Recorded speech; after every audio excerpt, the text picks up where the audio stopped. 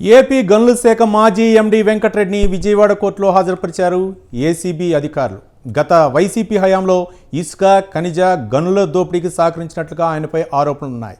గనుల శాఖ ఫిర్యాదు మేరకు సెప్టెంబర్ 11న మాజీ డైరెక్టర్ వెంకటరెడ్డిపై కేసు నమోదు చేశారు. అయితే కూటమి ప్రభుత్వం ఏర్పడిన నాటి నుంచి ఆయన పరారీలో ఉన్నారు. గనుల శాఖలో అక్రమాలు, అవినీతికి పాల్పడ్డారనే అభియోగాలపై కూటమి సర్కార్ ఆయన్ను సస్పెండ్ చేసింది. తాజాగా హైదరాబాద్లో అరెస్ట్ చేసిన ఏసీబీ అధికారులు కోర్టులో హాజరుపరిచారు.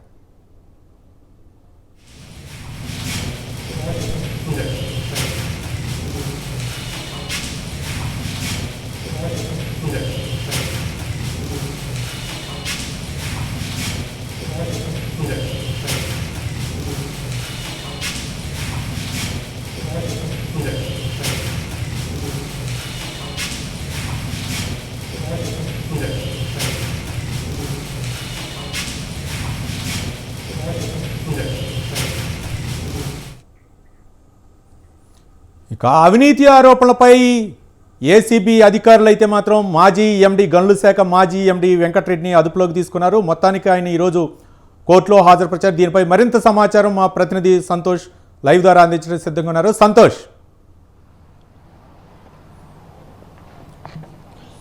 చెప్పండి. గనుల శాఖ మాజీ వెంకటరెడ్డి ఏదైతే నిన్న ఆయన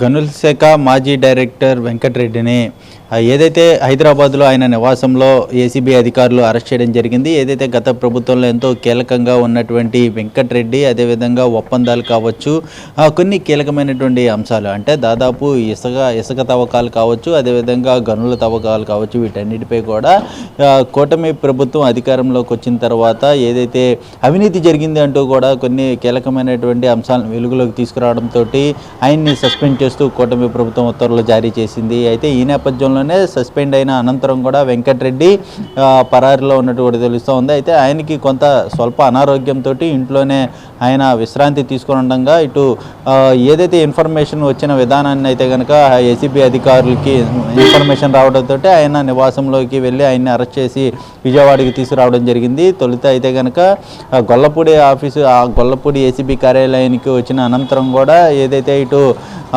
వైద్య పరీక్షల నిమిత్తం ప్రభుత్వ ఆసుపత్రికి తరలించి ప్రస్తుతం అయితే కనుక ఈ యొక్క విజయవాడ ఏసీబీ కోర్టులో అయితే కనుక ప్రొడ్యూస్ చేయడం జరుగుతూ ఉంది. దీనికి సంబంధించి ఇప్పటికే ఆర్గ్యుమెంట్స్ అనేది కూడా కొనసాగుతుందనే చెప్పుకోవాలి. అయితే అరెస్ట్ అనంతరం కూడా రేపు మరొక పిటిషన్ వేసే అవకాశాలు కనబడుతున్నట్టు కూడా తెలుస్తోంది. ఆయన్ని కస్టడీ తీసుకునే అవకాశాలు కూడా కనబడుతున్నట్టు కూడా తెలుస్తోంది. ఎందుకంటే గత ప్రభుత్వంలో ఏదైతే అవినీతి అక్రమాలకి పాల్పడడంతో పాటు కొన్ని కీలకమైనటువంటి ఒప్పందాలు ఏ విధంగా చేసుకున్నారు, దాదాపు 2556 కోట్ల రూపాయలు ఏ విధంగా అవినీతి జరిగింది అనే అంశాలపై అయితే పూర్తి స్థాయిలో పోలీసులు విచారించే అవకాశాలు కనబడుతూ ఉన్నాయి. అయితే మరోవైపు చూసుకున్నట్లయితే కనుక గత ప్రభుత్వంలోనే ఇటు టీడీపీ ప్రభుత్వంలో ఉన్నప్పుడు ఈ యొక్క ఇసుకకి సంబంధించినటువంటి తవ్వకాల కేసు సైతం కూడా నడిచినటువంటి పరిస్థితులు ఏర్పడ్డాయి. అదేవిధంగా దానికి సంబంధించి గ్రీన్ ట్రిబ్యునల్ సైతం కూడా ఇటు పెనాల్టీ వేసిన పరిస్థితులు. అయితే ఇప్పుడు ఇదే ఇసుక గనుల శాఖకి సంబంధించినటువంటి అంశం ఇప్పుడు తెరపైకి అయితే రావడంతో ఇటు కీలకమైనటువంటి అధికారులు, అదేవిధంగా ఏదైతే ఫైళ్ళు దగ్ధం చేసినటువంటి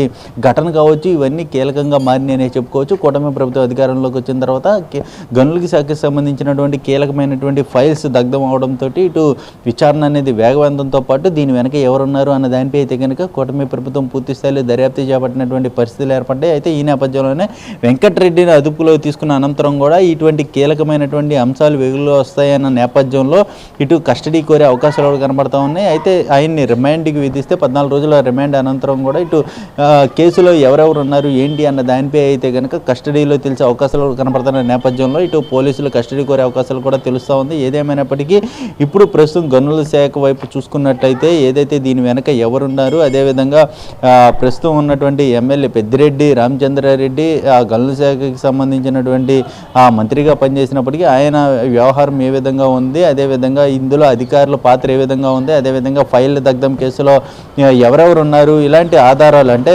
అక్రమాలు, అవినీతి ఏ విధంగా పాల్పడ్డారు, ఒప్పందాలు ఏ విధంగా జరిగాయి, అదేవిధంగా ఈ ఎన్ని వేల కోట్ల రూపాయలు ఇటువంటి ఏదైతే అవినీతి జరిగింది అన్న అంశాలపై అయితే కనుక ఇటు పోలీసులు, ఏసీబీ అధికారులు దర్యాప్తు చేసే అవకాశాలు కనబడుతున్నట్టు తెలుస్తూ ఉంది. Ravi. Right, thank you Santosh.